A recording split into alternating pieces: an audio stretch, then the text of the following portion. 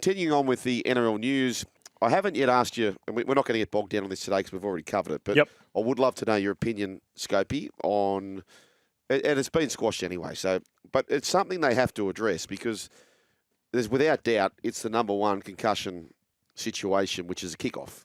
One thing that we can control. Clearly, you can't control every single hit up, but you can control how a game restarts. What was your take, or how do you view this? Yeah, I didn't mind the proposal. I can understand the NRL going in the way that they want to go. I also understand the traditionalists that want to see a kickoff every now and again, and at least giving the option for a team to try a different tactic whilst still leaving the kickoff in the game.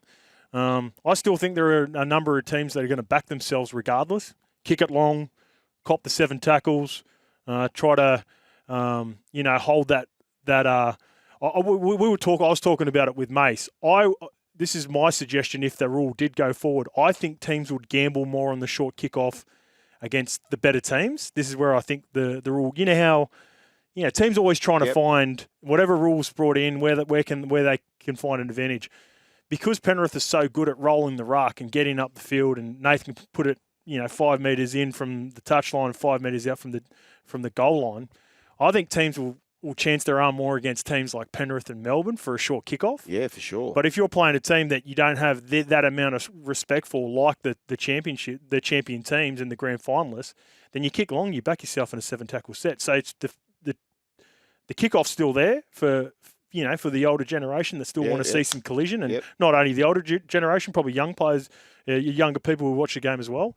But you get the best of both worlds. And they've got to do something. So what's your solution? What would you do if you're Peter V'landys and Andrew Abdo on the team, the competitions committee? What would you do? Because you do have to do something.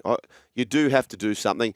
I don't mind where they landed, and it's been quashed because there was probably a lot of negativity around it. So they've thrown the bait out, and people have bitten a major way, and they go, oh, no, we're not going there. The game's flying. We don't need to go that way. But they do need to do something eventually. What would you do? I thought it was a good proposal. I liked it because like I said, I think it ticks a couple of boxes. It ticks the box with you are trying to make some changes and protect the players, because I do think there will be teams that will try to find an advantage around it. It'll all come back to data and analytics. They'll figure it out early. Teams might try it early, might try kick early, kick against really strong teams and figure out what happens there. And then, like I said, there'll be still teams where they'll go, nah, rat's ass, we're kicking it long and we're going to try, 7 tackles. We'll keep you over halfway with 7 tackles as well. So there's a compromise in that, and I didn't mind it. I believe, and the analyst claims that he's got some numbers, which I don't doubt they're incorrect. I've felt for a long time the advantage is already there for the short kickoff, but we are such a copycat game, no one's brave enough to do it. But he claims, on his data, you only need to get the ball back 21% for that to be a pass score on the scoreboard. Okay. 21%, which practice you'd have to think you get close to 50%. I don't know why we don't do it, but we love to copy it. Rest assured, if one coach, say Craig Bellamy did it for the whole year, the whole competition would be doing it. For sure. But we are petrified of being that person to make the change for their club. I remember I was chatting to Luke Keary about 3 years ago when it became really popular to do the drop out and get the ball back. And there were I wish I remember exactly what the numbers were, but he was talking about the strength in numbers at the right time and how much of an influence and how it can sway momentum. And they were one of the early teams to sort of, chance their arm at it. Again, like you said, successful teams have a crack at it. They start getting good results, the more it'll happen. So I think there is some compromise for the NRL and the traditionalists who want to see the kickoff in that particular rule, because they're trying to do their best to give teams the opportunity to go short, but still leaving it in there. So I liked it. Well, the funny thing is that they don't want to go short because they don't want you on their line. But when they're on their line, they'll go short with the dropout. And then people will say, oh, yeah, but they like defending on their own line. Well, if the answer to that is we like defending on our own line, why don't they make the first hit up a loss of a play and just send it straight back to the 20, and then you are still in front of the long dropout, if you know what I'm saying? Now, say that again. So teams, they don't want to go short on the kickoff. Yeah. Because they think, okay, you're going to be on our line before attacking kick too long. But when there's a dropout, they're happy because they're there already. Which is a harder kick than kicking off a stationary tee. Yeah. It's a harder kick. They're all happy to go and try and do that. right? And the answer to that will be, oh, but we don't mind defending right on our own line. Yeah. So if that's also the answer, the same coaches are saying that's the answer, we don't mind defending on our own line, why then is the first play for an attacking side not to fling the ball back to the 25?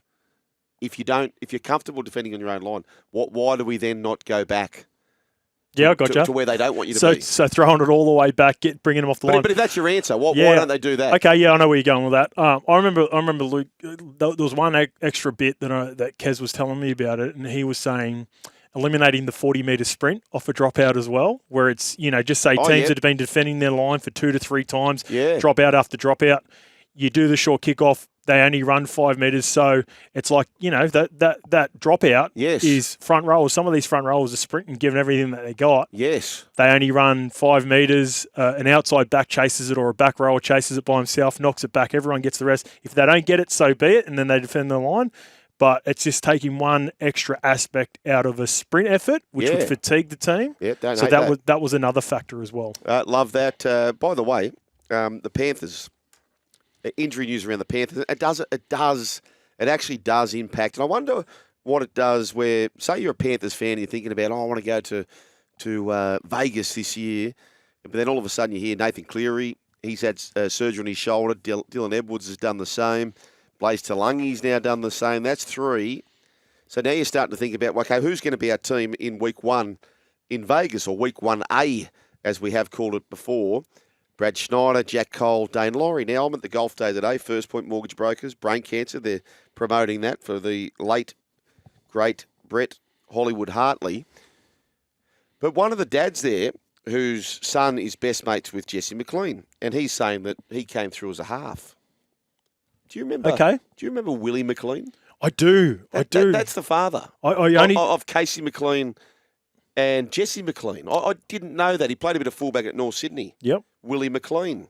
Yeah. Kiwi player. Yep. He's I seen when they, how the Penrith Panthers on social media do the jersey presentation. Yes. That's when I seen him present the jersey to Casey. He's a really good player, Casey. I like the look of Casey and Jesse too, by the way. Yeah, absolutely. Absolutely. So I didn't know that. Willie McLean is the father of Casey McLean and Jesse McLean. Let's start with the James Tedesco comments around Terrell May.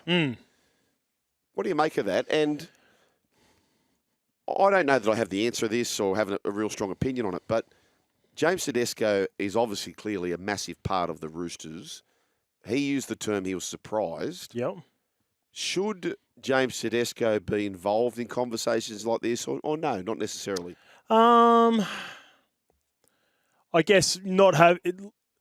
Maybe it would have been discussed whether he has a say on what goes, like whether the decision is going to be what it led to or not. Should they consult though? Like, do you think a club like, for example, cricket, the captain has a major say, and quite often a captain in the NFL, the quarterbacks they get a say in. Would they have a say in recruitment? So if Andy Reid was looking at a player, would he run it past? You'd think so, especially if it's a receiver. He would have a chat to Paddy Mahomes and go on the offensive side. Do you like the signing? Do you think you could work with him? Right. It's quite a unique situation. Player power is changing. It's a good question. If anyone has got the runs on the board in any club, yes, it's James Tedesco. If there was to be a captain consulted, you would think maybe the Roosters. Who'd be another captain right now? Nathan Cleary, of course. Yeah, with Yowie, Daly Cherry Evans, perhaps at Manly. Yeah, but not many. Not many. No. I think the tricky thing with this is my gauge on this whole situation, and it's quite sensitive, I think. I think it's personality-based that sort of led to this decision by the sounds of things, where the uncertainty of, whether football means a whole heap of him to Terrell May, I guess, was some of the stuff that's been discussed around the whole situation. So I'm like you, I'm a little bit on the fence with it, where I can understand a guy like Trent Robertson who, they've got a slogan at least is, we win premierships. We're here to win premierships or something like that for the Sydney Roosters. And he's going through a little bit of a retool now with some senior players being moved on. He's probably trying to reshape his roster. Obviously, Teddy's a huge part of that. Terrell May, I thought, was going to be a really big part of it. But if there were conversations, and I think there was talk of a news article where he talked about, he's been in and out of rugby league his entire life, and it's not the be all and end all for him. I can understand both sort of situations where if I'm Robbo, I'm like, all right, maybe we start looking at our salary cap now and we start investing in sort of different sorts of players, or some players that wouldn't be getting playing time under Terrell May, and he might decide to change his mind later on down the road. Like that could be something that could happen with the guy who makes these sorts of comments. But I'd also be willing to take a gamble if I'm the West Tigers, Dragons, Bulldogs, and I'm lacking in the front row, and hope he doesn't change his mind and hope he wants to play the next 2 or 3 years, because he is a genuine 60 to 70 minute front rower. Very efficient. So skillful. Yep. I really think he can be an alpha. I think he can be a lead front rower. I've said this all year. Early on in the season, I've seen signs of a really good front rower. So I can sort of see both worlds in this. Normally, I like to have a really strong opinion on something, how I feel about it. But I can understand Robbo making this decision, trying to move forward and reshape his roster.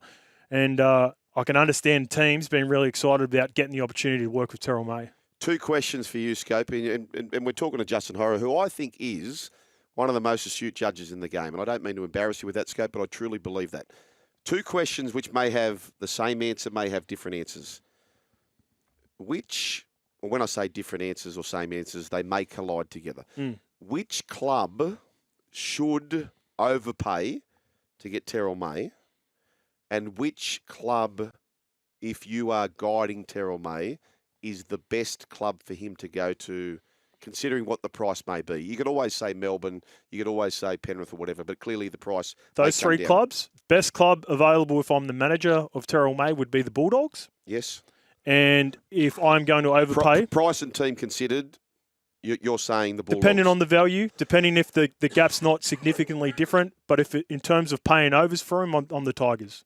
Yes. I'm the Tigers. I pay you lose Stefano, you got an aging David Clemmer. You got I like some nice prospects in Fanua Pole and these sorts of players that are coming through at the Tigers. But like I said, I think he can be a real alpha. I think he can be a lead front rower. That's what the Tigers are currently lacking. Yep. So I'd pay overs for him. And then the connection with Jerome Luai. Jerome Luai with the May brothers at Penrith, playing with both Tyrone and Talon. Not as much with Terrell at first grade level. But Appy, yep, and also they just played they played for Samoa together in the Pacific Championships, didn't they? Yes. So I'd imagine Jerome Luai would have been having conversations once they found out. They would have still been overseas together, I believe. Okay. So the first 2 questions were, which club should overpay? The answer was West Tigers. Yep. The second question was, if you were managing Terrell May, where should he go based on dollar versus opportunity at a club, getting the best out of him? Third question is, if you're a betting man, where does he actually land? I think Tigers. Tigers. Yeah, Tigers would be my guess because of the reasons I said. I think, Ben. I seen somewhere that he had a meeting with Benji, and the Jerome Luai connection is huge for me. I think Jerome is the sort of guy, the sort of leader, and it's a real position of need. It's a position of need for all 3 clubs. That's why they're keen. But I think Tigers makes a lot of